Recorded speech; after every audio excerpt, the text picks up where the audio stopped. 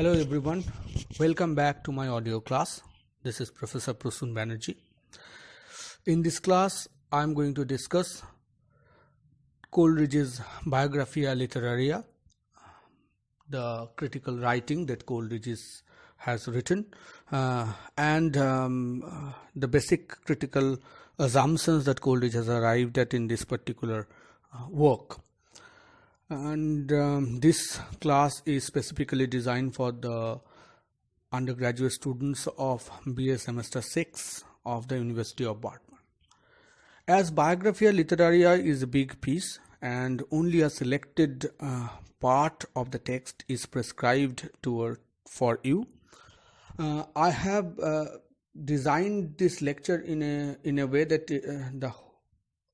you get an idea about the whole text in general, and it is thus because you cannot understand that selected portion of the text unless you have an idea of the things that precedes it and the things that follows it. So I would not limit my discussion to only those prescribed section of the text. I would concentrate on that definitely, but I would not restrict my discussion on towards that only, just for making the understanding a bit more concrete, a bit more comprehensive. And that is why I have divided this lecture into three parts. First part would describe the background and the purpose of the text, Biographia Literaria, why Coleridge has attempted to write this particular text. Then I will talk about the critical positions and that Coleridge has arrived at, and his fundamental difference with Wordsworth's theory of poetry and poetic diction. And then I would make a critical assumption, I make a critical estimate of the Biographia Literaria as a critical text, whether it does something new, or, as I said previously also, whether it just provides those old ideas in a new way. So let us start in this fashion. As all of you know probably, that Coleridge is a romantic poet contemporary to Wordsworth, and one who had collaborated with Wordsworth in his probably the biggest project of that age, that is the lyrical ballads. But besides that, Wordsworth, besides being an accomplice of Wordsworth only, Coleridge has his own individual reputation both as a poet, a critic, and a philosopher as well. So he had contributed 4 poems to that volume called the Lyrical Ballads, and in that volume, among all the poems, it is his poem, the Rime of the Ancient Mariner, which became the most popular in this entire volume. And though this critical manifesto that is known as a preface to the Lyrical Ballads is a joint contribution of Wordsworth and Coleridge, Wordsworth from the very beginning kind of does possess some sort of objection to the critical opinions or assumptions that Wordsworth has arrived at in his poem, in the preface. And he has said to one of his letters to a friend, to a poet friend, Robert Sade, that I quote, "Although Wordsworth's preface is half a child of my own brain, I rather suspect that somewhere or other there is a radical difference in our theoretical opinions concerning poetry. This I shall endeavor to go on to the bottom of, and this particular purpose of differing from what Wordsworth has said in the preface, and also to outline his own poetic philosophy, Coleridge has decided to write this particular text called the Biographia Literaria. As you know, as you can know from the Wikipedia page as well as from the materials I have provided, that Coleridge never had a stable life. He suffered from various diseases, particularly the psychological disorder which is known as the bipolar disorder, and for which he was always under medication, and which part led to his addiction towards opium. Coleridge is a noted opium addicted person, and his famous poem the Kubla Khan, which you must have read, is supposed to be written under the influence of opium. It's like a dream.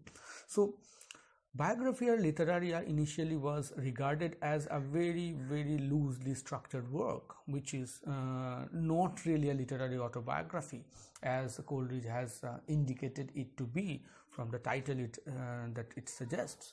That it is a sort of very scrappy work full of plagiarized chapters taken from other writings, as well as it doesn't have a definitive purpose or a definitive direction towards which it is moving.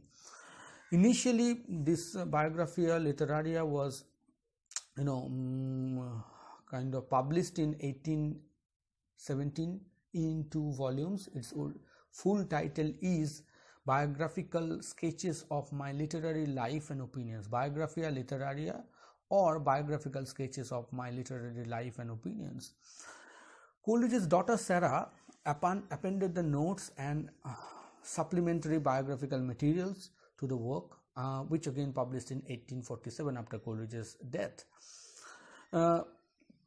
Coleridge initially intended Biographia Literaria to be a short preface to a collection of his poems called the Sibylline Lives, explaining and justifying his own style and practice in poetry. But he always had this particular idea in his mind that he would going to be different from what Wordsworth has said in his lyrical ballads, and in his Biographia Literaria he made it a point to consistently and consistently substantiate his theoretical and fundamental difference to Wordsworth's theory of poetry and that of poetic creation. Though he has acknowledged at many places his similarity to Wordsworth, but there are some fundamental difference to his approaches to poetry than to Wordsworth. The work, that is Biographia Literaria, does show Coleridge's the influences that has worked on Coleridge, particularly the influence of the German philosophers.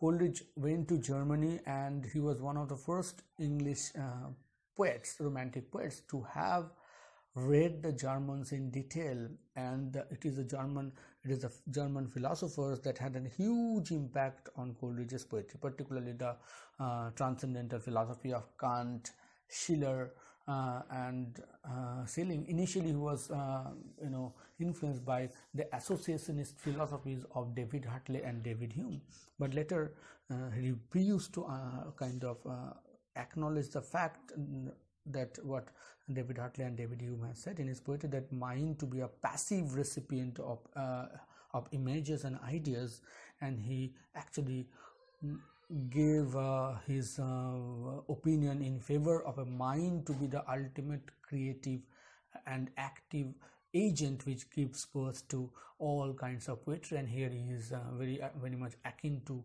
Wordsworth. He has prioritized the mind over anything else. In the next part of my lecture, I'm going to kind of go into the depth of this text and analyze the critical positions of Coleridge, where he has similarity with Wordsworth and where he has differences with his friend. Thank you.